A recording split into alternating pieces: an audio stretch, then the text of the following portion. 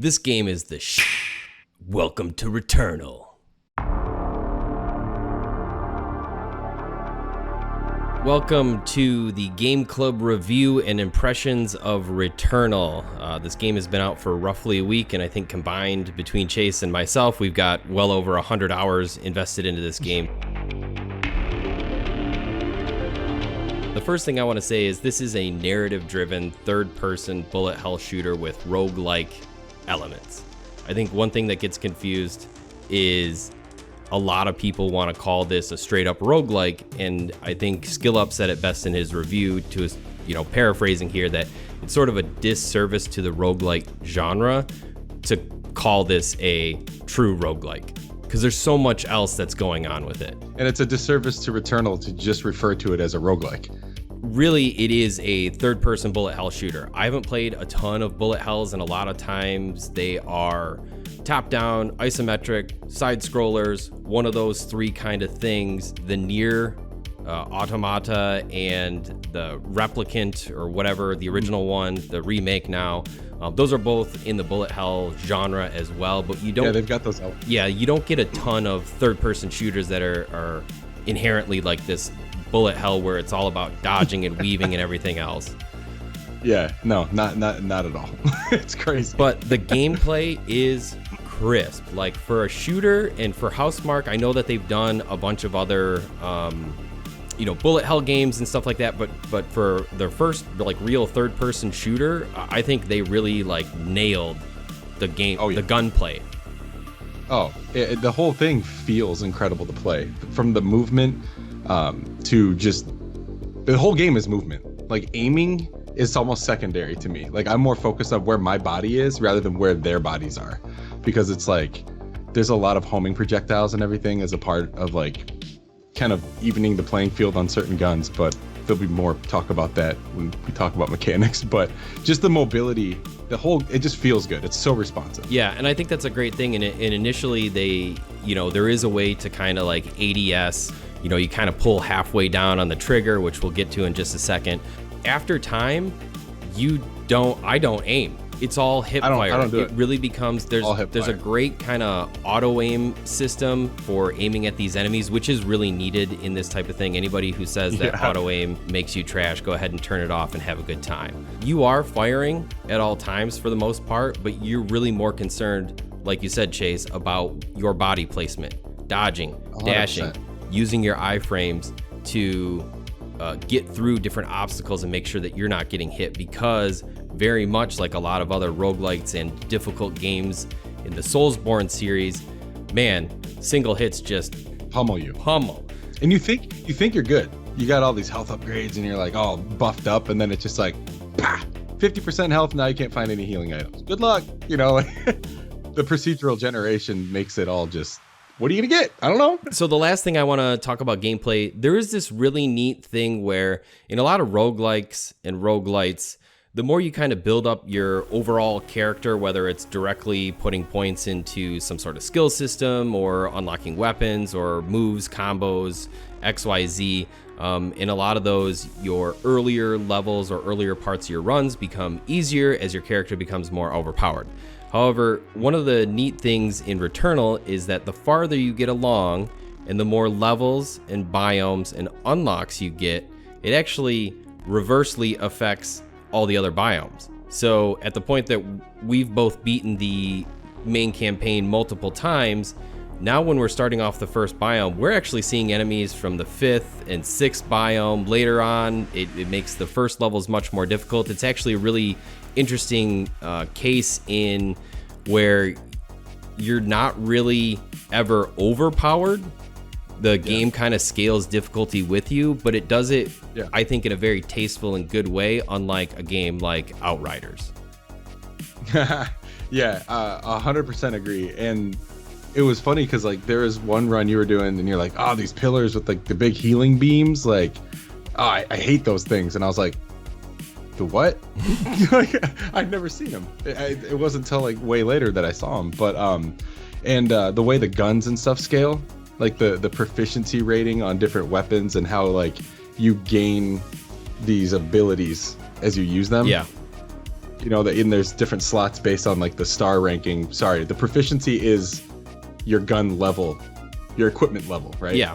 I don't know how to explain it. But they have whatever. additional perks, and so they get, so not only are you just shooting normal bullets, it might be, ramping up the speed, or it's going to throw out a portal turret thing, or various other cool kind of add-ons, and I think that's really... Passive buffs. Yeah, passive buffs, yeah.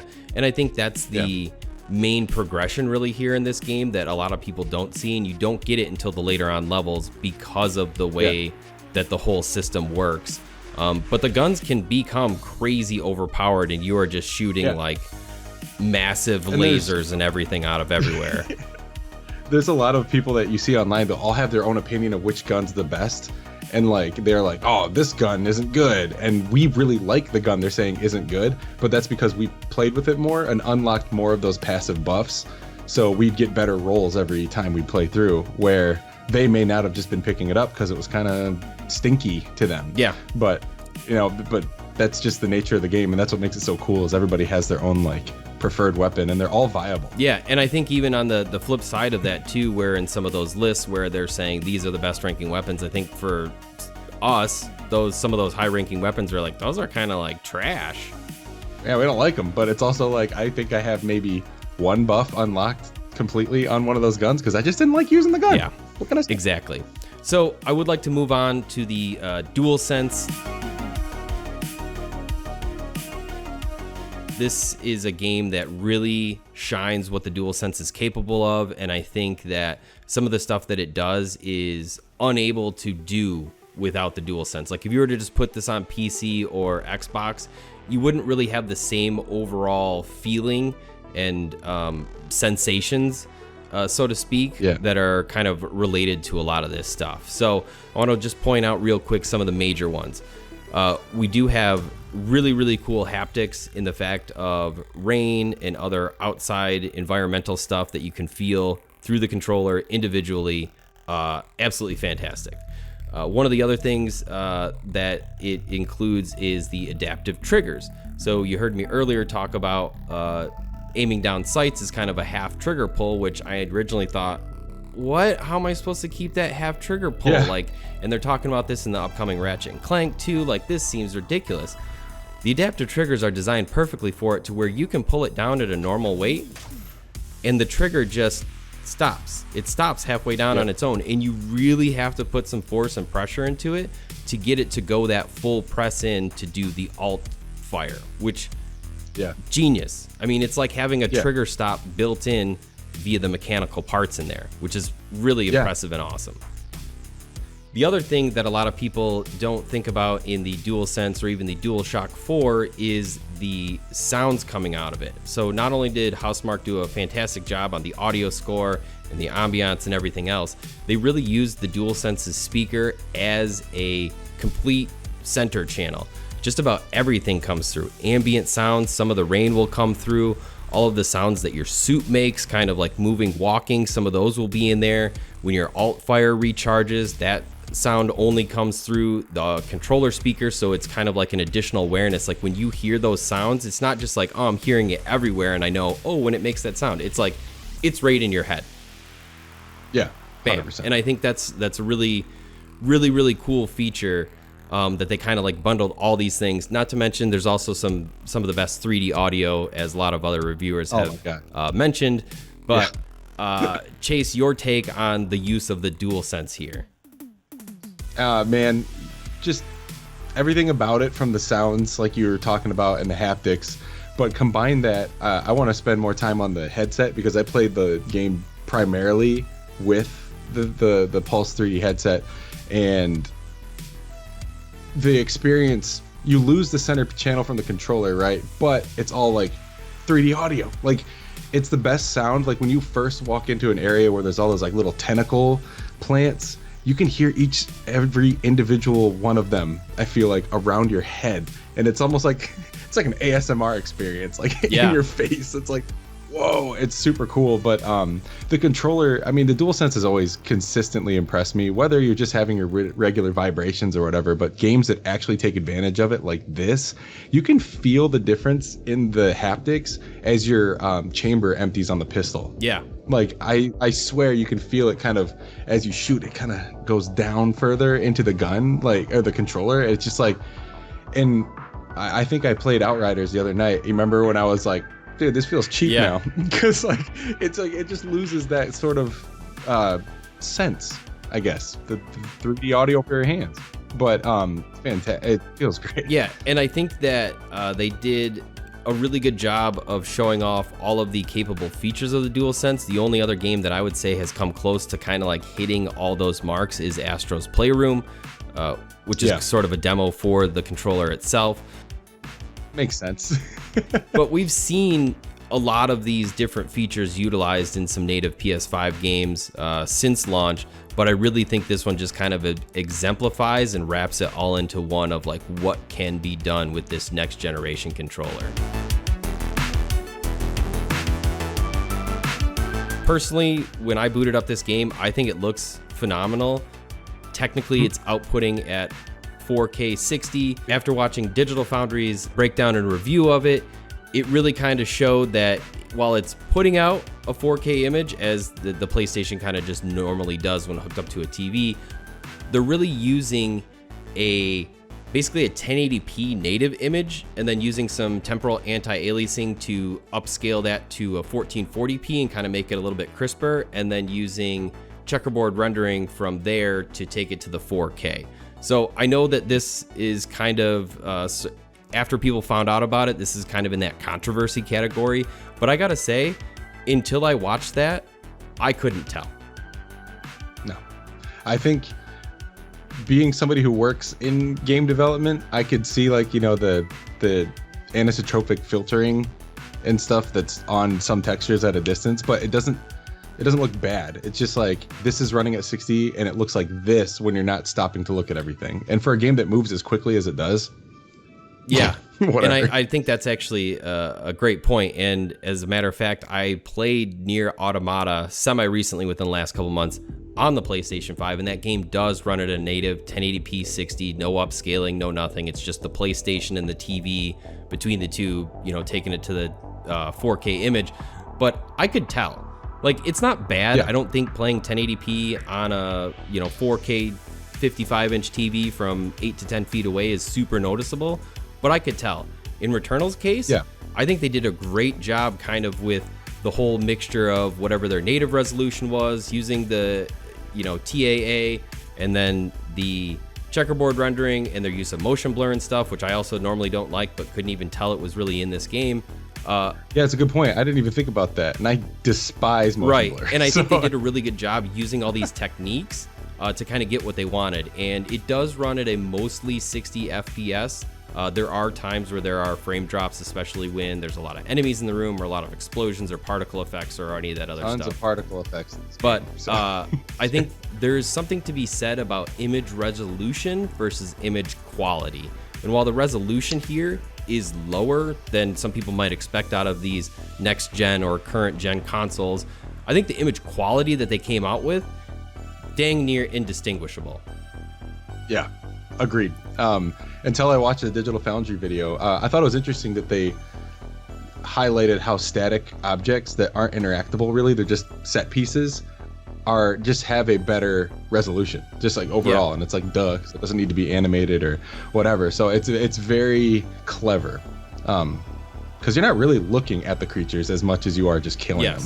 So it's like to have the environment be as sharp and visually impressive as the scenes can get is just, and running at the resolution and the speed and absolutely. And this kind of like takes me back to the famous video game Donkey quote where he said, look at the comparison between 1080p and 4K. Can you actually tell me which of these screenshots is in 4K? Oh, you can't? Because that's just a 1080p screenshot of The Witcher 3. But it's very true. I think people get like very specific about resolutions and like, oh, it's not native 4K, it's 1440p, it's 1800, it's upscale, whatever. At the end of the day, if it looks good, if it looks good, as long as image who cares? quality is high, I don't really care about the actual base image resolution. This game essentially has no loading screens. There's nothing. Nothing. There's not even a it's main just title screen. No, You boot up the game, it's just like you're goes straight into the cycle, or I think the first time you boot it up, there's, the PlayStation Studios logo and all that other jazz. But it takes you right in. There's no title screen. There's no nothing. And it's really, really cool to see the power of that SSD that I have in there, because everybody always talks, oh, well, yes, it's faster, but we can't saturate the lanes and we can't do X, Y, and Z. And, it doesn't really cut down on load times. This game has no load times. Like, fast traveling from one section to another is 3 seconds. It kind of like does a little animation, fades to black, and then you're back in. And the same thing on some of these portals. It'll it'll show you like a kind of blurry, like what's on the other side. You can literally walk through it. Boom, you're there. And the instantaneous transportation is nuts. Yeah, I made the joke to Kate. I was like, one bad thing about this game is the loading times. And she's like, what loading times? And I was like, exactly. It's amazing. There are none. But like, you go from an entire zone to the next, and it's just like a flash of white light, and that's it. Like this motion I do right there with my hands is the amount of time you're not playing. That's it. It's seconds, and it is so, I think, necessary to the nature of these types of games. And yeah, maybe some other lower spec games in, a la Hades, Dead Cells, whatever, that doesn't have a lot of loading, time or whatever. Sure, that's fine. I get that. This is a huge, it's a 50 gig game. It has, the 3D rendering and everything that it's using. It's Unreal Engine, and I think they did a great job of really showing off what's capable in that instantaneous transition, which we're going to see later on in Ratchet and Clank this year, which I'm super excited about as well. Yeah, that's going to be good. No spoilers, so nobody panic. But it was a lot of the driving force through frustrating points when I couldn't beat bosses. It wasn't frustrating that I was dying over and over again. It was frustrating because it's like, I want to know what happens next. I want to know more about this thing universe that Housemarque made, and it's just. And I think one thing that we had kind of talked about previously too in the moment is this isn't like your typical Uncharted or other, Control, other story-based games where it's like, hey, you can just keep playing, and you died there. Well, you just load in and you go to the boss. You just got to keep beating the boss until you get through it. Maybe you can watch some, tips and tricks on a video or something, but it's a very natural to just continue progressing in a lot of those games.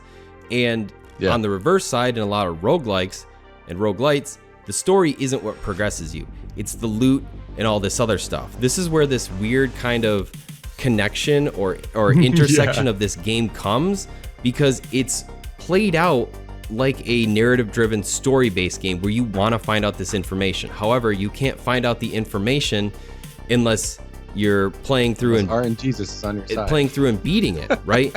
Whether that's each biome individually to get to the next unlock, to get to the next cutscene, to get to the next bit of information, and you can't get that unless you get good.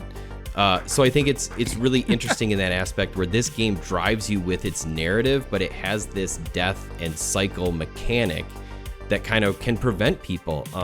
It can be as easy for some people as booting up the game the first time and they run through it with 0 deaths in 7 to 11 hours, and other people have spent 48 deaths in 18 hours and they haven't even beat the first boss. Right. Yeah. It's just all based on the player that's playing the game, man. But I will say just one last thing about the story. The way they tied the gameplay, the mechanics to the narrative and vice versa, like it just works so well. Like it's good. You've heard us about the gameplay, the graphics, the story, all these other cool features. Now for the controversy, which there isn't a ton. The biggest one is that there is no actual save. There's no save state. There's no nothing. You boot up the game, and there's a big warning that throws up immediately that says essentially this game doesn't have any save states or save points. If you turn off the console or play a different game, you start over. You can, however, kind of work around this with rest mode. Yes. So a lot of people don't like this. A lot of people don't like this. I personally didn't have a problem with it. I think that's where a lot of the controversy is. People are like, I'm not going to buy it because you can't save. And it's like, there is something there. Some people don't get that at all. Like when I've talked to them, it's like, no, it does save technically, but yeah, you can't do anything else. Right, because as you get different weapons and artifacts and other unlocks, it unlocks those for future runs. So you have the potential to get those right away. And yes, so there isn't really a save, but it kind of saves your progress in other ways. And as we've found out over the course of 40, 50, 60 hours each, whatever it is, it gets easier over time. It really does. Like, I think the first run through like biomes 1 through 3 felt like 3 to 6 hours or something. But last night I did it in like 10 minutes. And I think the other thing that doesn't come up in a lot of this is the fact that while there are no saves, you don't have to rebeat any bosses. And that's one of the huge things when a lot of people are like, well, Hades and Dead Cells and all these other games, they have a save state. Why can't you do it? I think there's a lot of things that are surrounding it, but here, once you beat the boss, you can essentially skip the boss. Heck, at some point you can skip entire biomes if you want, as to be like, oh, I'm in biome 3 and we're starting in 1 because we died. Cool. Well, you can rush through 1 and get straight to 3, and there's a pickup immediately that brings your proficiency or level up all the way to match the world. You just don't have any pickups that you would have gotten from other runs, which can, that's a kind of a risk assessment you got to take. But there are a lot of other things that are worked into the mechanics of this game that kind of circumvent the need for a save file. Yeah, and I know that a lot of people want to jump off and play other games with their friends, and it's like, I get that. I'm not gonna say like they don't need a save function, but I personally, and you as well, didn't really feel it that bad. I don't want to say one way or the other. I'm not going to be a gatekeeper. I understand that some people need a save state, and if it ends up being there, fine. However, one of the ways that I looked at this is the whole premise of the game is you as Celine are trapped on this planet. You as Celine are trapped on this planet in this cycle, and you cannot get away. And I feel like I'm the same way. When you're playing the game, you are Celine, and the planet you're trapped on is your PlayStation 5. You can't go play other games. You can't do anything else. You can't shut down. You can put it in rest mode. You can go take a nap in your ship if you need, but there is no leaving. You are stuck here, right? And if you try to leave, you're always going to come back to the start. That's kind of the whole premise of this, the way the cycles work, and everything about Returnal is all about returning. It's already on my list for Game of the Year, not only because it was really fun to play, but the narrative just like, we'll talk about it more in a different episode, but really hit me. It's just good. It's really, just a really good game. Tight, fun to play. Eerie. It's got that Lovecraftian stuff. Because of Lovecraft, I'll give it a 9.5 out of 10. Very nice. Bugs are the only thing that bring it down by 0.5, because I still am missing a trophy that I should have had. But anyway. Right. I would agree with you. Definitely my favorite game this year. Definitely some experiences in gameplay, mechanics, and controller that I've never really had before, which is super cool. Yeah. I do think that this is a must-have and must-play game for anybody with a PlayStation 5, with the small caveat that this game might not be for you. If you can't sit down for a couple of hours, in a single run, or difficulty is a problem because there are some major spikes. I mean, I would say this is harder than any Souls series game that I've ever played. Definitely more brutal. And at one point, I think I was in the 3rd biome, and I think I said to you, I don't know if I'm ever going to beat this game. I might just have to look up the story on YouTube videos. But thankfully, I think we both said I was able to persevere through. So I'm going to go ahead and give this a 9.2 or 5 out of 6 bananas, whichever you prefer to understand. I think this is top tier for me. Right now, this is not only my best/favorite game this year, maybe within the last year too, including 2020. I'm not thinking of anything right now that stands out so far other than the super enjoyable time that I had with Demon Souls, but again, that's a remastered game from 13 years ago that I just never got to play originally. And I think that Returnal does a lot of great stuff that no other game has done. So that's don't be turned off by the roguelite aspect or the roguelike. Like, so many people focus on that. Like, I don't like roguelikes. It's like, just give it a shot. right. Just give it a shot, because it's not just that. It's so much more. It's really good. I don't have words for it. It's just really good.